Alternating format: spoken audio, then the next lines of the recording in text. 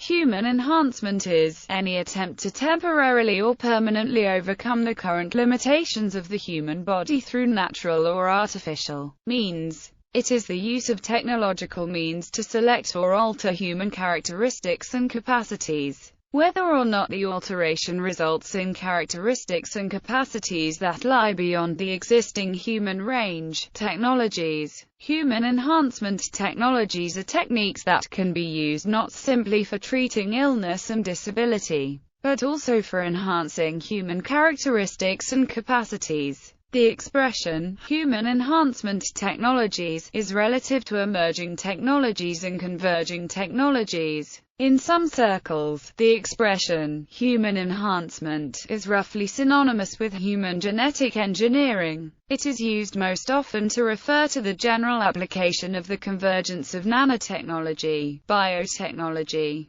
information technology and cognitive science to improve human performance, physically. Cosmetic enhancement, plastic surgery and orthodontics, drug-induced doping and performance-enhancing drugs, functional prosthetics and powered exoskeletons, medical implants and organ replacements, mentally nootropics, drugs, neurostimulation devices, supplements, nutraceuticals, and functional foods that improve mental functions such as cognition, memory, intelligence, motivation, attention, and concentration. Computers, cell phones, internet, and any pieces of technology that enhance the human condition in ways that make it more efficient. For example, making schedules, keeping a list of phone numbers, communication with others, general information storage, etc. Emerging technologies, human genetic engineering,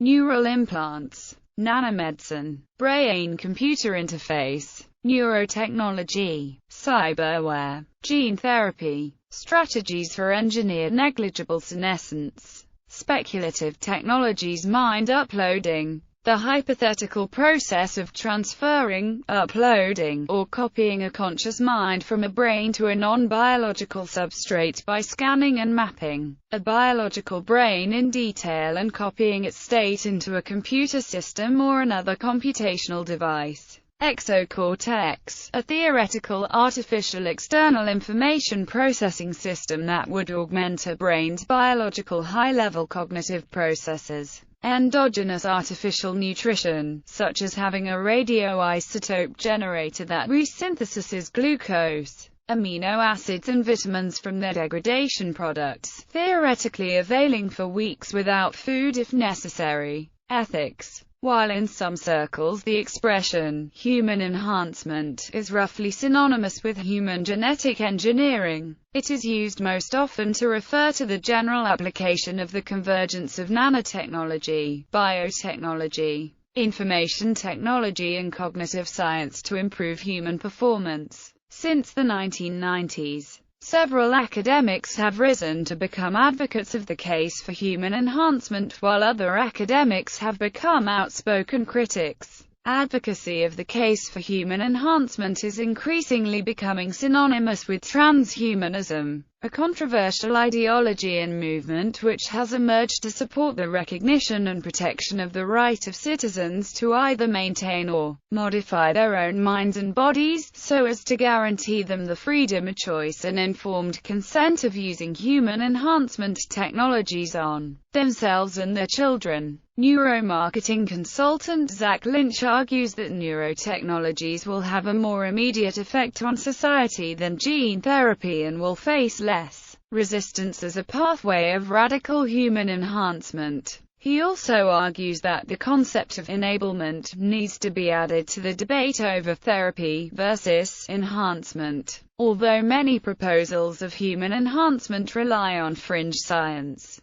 the very notion and prospect of human enhancement has sparked public controversy. Dale Carrico wrote that human enhancement is a loaded term which has eugenic overtones because it may imply the improvement of human hereditary traits to attain a universally accepted norm of biological fitness, and therefore can evoke negative reactions far beyond the specific meaning of the term. Furthermore, Kariko wrote that enhancements which are self-evidently good, like fewer diseases, are more the exception than the norm, and even these may involve ethical trade-offs, as the controversy about ADHD arguably demonstrates. However, the most common criticism of human enhancement is that it is or will often be practiced with a reckless and selfish short-term perspective that is ignorant of the long-term consequences on individuals and the rest of society, such as the fear that some enhancements will create unfair physical or mental advantages to those who can and will use them, or unequal access to such enhancements can and will further the gulf between the haves and have-nots.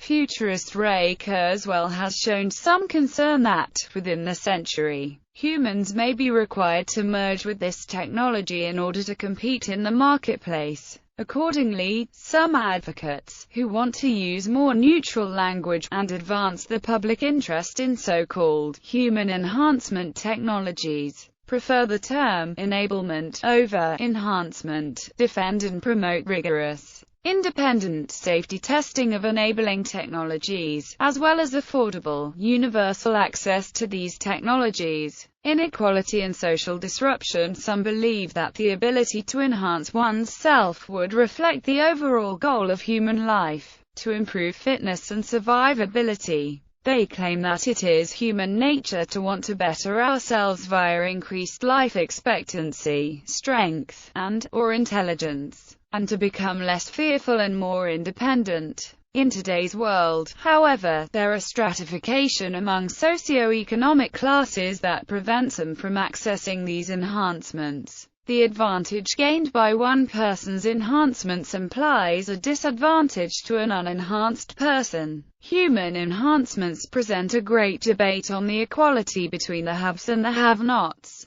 A modern-day example of this would be LASIK eye surgery, which only the wealthy can afford. The enhancement of the human body could have profound changes to everyday situations. Sports, for instance, would change dramatically if enhanced people were allowed to compete. There would be a clear disadvantage for those who are not enhanced. In regards to economic programs, human enhancements would greatly increase life expectancy, which would require employers to either adjust their pension programs to compensate for a longer retirement term, or delay retirement age another 10 years or so. When considering birth rates into this equation, if there is no decline with increased longevity, this could put more pressure on resources like energy and food availability. A jobs candidate enhanced with a neural transplant that heightens their ability to compute and retain information would outcompete someone who is not enhanced. Another scenario might be a person with a hearing or sight enhancement could intrude on privacy laws or expectations in an environment like a classroom or workplace. These enhancements could go undetected and give individuals an overall advantage. Human enhancements have profound ability to benefit fitness and survivability, but at too high of a cost.